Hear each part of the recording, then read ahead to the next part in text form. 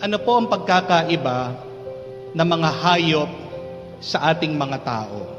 Bukod po sa nakakapagsalita tayo, ang pagkakaiba natin sa mga hayop ay yung tayo lang mga tao ang nangangarap. Tayo lang mga tao ang naghahanap ng paraan kung paano natin iaangat, i-improve o dadagdagan natin ang kasalukuyan na buhay natin.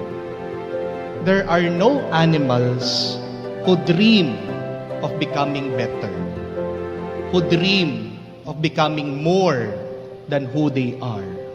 Kung meron po kayong alagang pusa, aso, o manok sa inyong bahay, pansinin nyo, pagkagising po ng inyong alaga, hindi po mag-iisip yan kung paano niya hihigitan ang kanyang pagkapusa, ang kanyang pagkaaso, ang kanyang pagkamanok.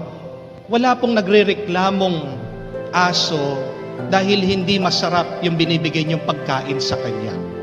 Wala pong pusa na nagrereklamo dahil masikip yung kanyang kulungan o yung kanyang higaan. Tayo lang pong mga tao ang nag-aasam, nangangarap, naghahanap kung paano natin hihigitan ang kasalukuyan po nating buhay. Ang ating kasalukuyan na sitwasyon, pangarap, ambisyon. Yan ang pagkakaiba natin sa mga hayop. Pero dahil din sa pangarap, dahil din sa ambisyon, diyan po tayo nagiging malungkot. The source of our suffering as human beings is our ambition, our desire to be more. Bakit tayo naghihirap? Bakit tayo nagdurusa? Dahil inaasam natin na maging higit pa. Nadagdagan pa natin kung ano tayo ngayon. Dahil pag nag-umpisa kang mangarap, dahil pag meron kang ambisyon, pinapatay mo ang iyong tuwa at saya. The death of your happiness starts when you desire to have more. The death of your joy starts because of your ambition. Dahil talagang isasantabi mo ang iyong tuwa, ginhawa, saya, para makuha mo lang ang iyong pangarap, ang iyong ambisyon. Halimbawa, nangangarap ka ng isang magandang bahay. Paano mo makukuha yung iyong pangarap na magandang bahay? Siyempre, magse-save ka, mag-iipon ka. At anong ibig sabihin na pag-iipon? Magtitiis kang hindi kakain, magtitiis ka na babawasan mo yung talagang kailangan nyo sa bahay, magtitiis ka na magpupuyat ka, magpapagod ka, para makaipon ka. Di ba pinapatay mo yung iyong tuwa ngayon para makuha mo yung iyong ambisyon, iyong pangarap? At ang nakakalungkot po dito, minsan pag nakuha na natin yung ating gusto, hindi pa sapat. Hindi pa po tayo masaya. Nakuha mo na yung pangarap mong bahay, gusto mo mas malaking pambahay. Anong gagawin mo? Papatayin mo na naman yung sarili mo sa pagod, sa gutom, para makuha mo yung pangarap mong bahay. Masama po ba ang nangangarap? Masama po ba ang merong ambisyon? Certainly not. Hindi po. Pero kailan nagiging masama ang nag-aambisyon?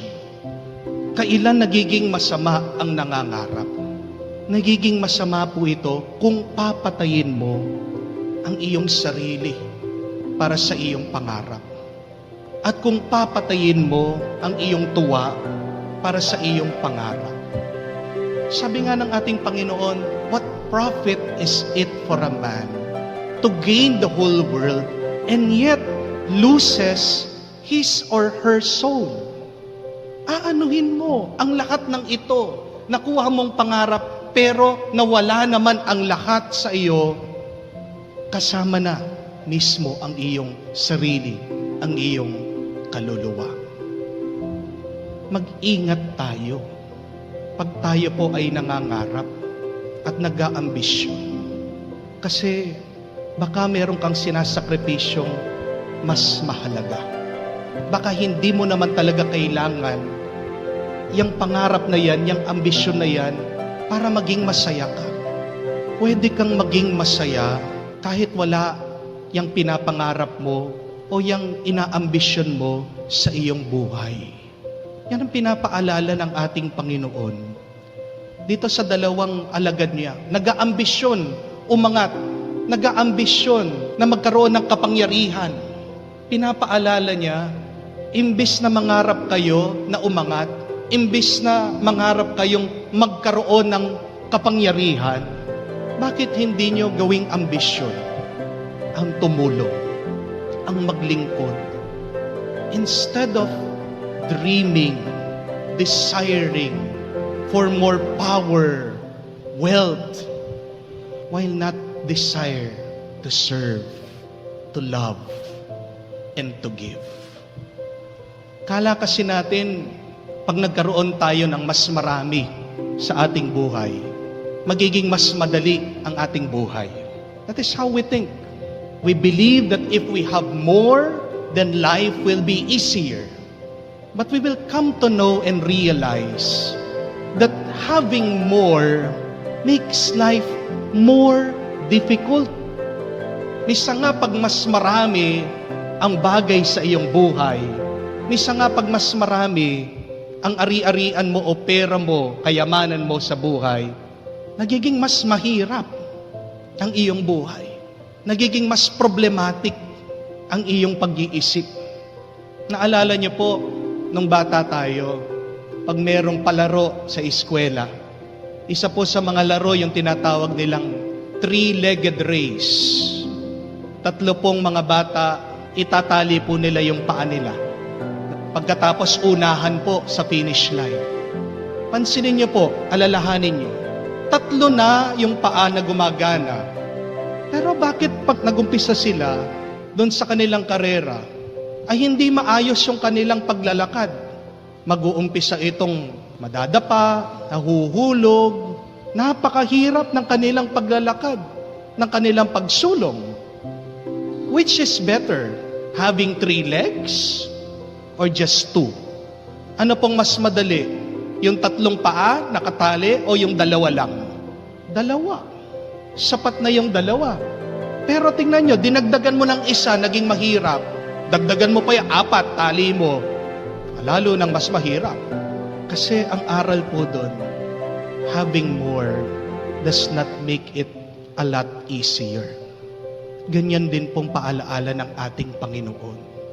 Want to have an easier life? Lessen your life. Give, and you will be a lot happier.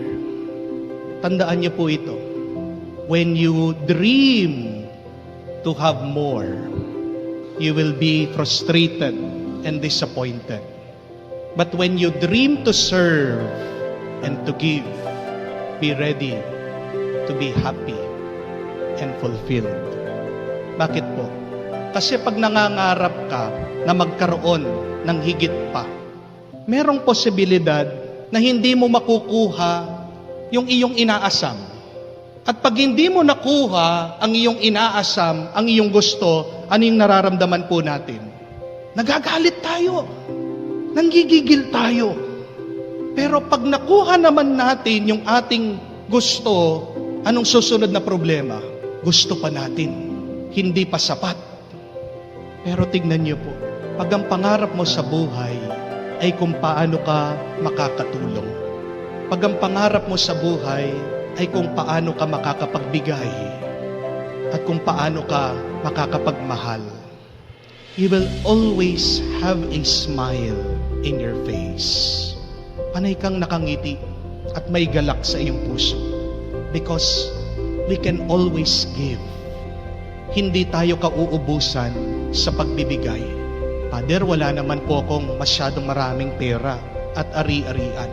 Ang pagbibigay po ay hindi naman nakikita lang sa pera at ari-arihan. Habang meron kang katawan, habang meron kang oras dito sa mundo, meron kang pwedeng ibigay sa iba.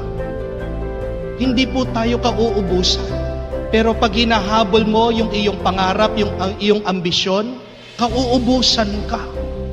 Yan ang pinagmumulan ng ating pagdurusa. Pagkamakasarili, pagiging sakit. Pero merong gamot, at ang gamot ay ang turo ng ating Panginoon.